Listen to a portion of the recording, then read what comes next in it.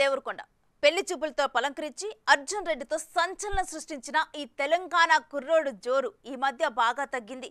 తెలుగు చిత్ర పరిశ్రమలోకి ఎలాంటి బ్యాక్గ్రౌండ్ లేకుండానే వచ్చి ఈ రౌడీ మూవీ నుండి వచ్చిన తాజా అప్డేట్ ఏంటో అటు నందమూరి అభిమానులు ఇటు రౌడీ ఫ్యాన్స్ కలిసి కంబైన్ గా సెలబ్రేషన్ చేసుకున్నారన్న వార్త సోషల్ మీడియాలో వైరల్ అవుతుంది.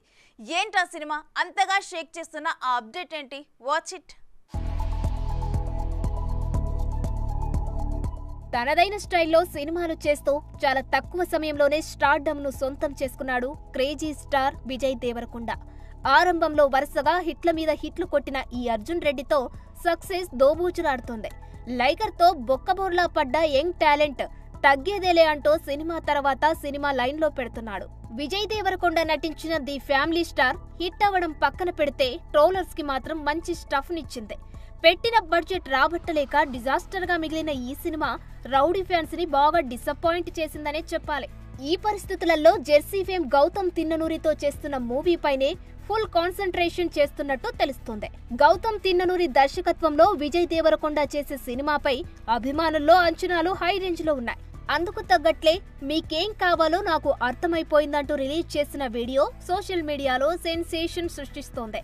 పోస్టర్లో పోలీస్ యూనిఫామ్ లో ఓ వ్యక్తి ముఖానికి ముసుగు ధరించి ఉండడం ఆసక్తిని రేకెత్తించింది.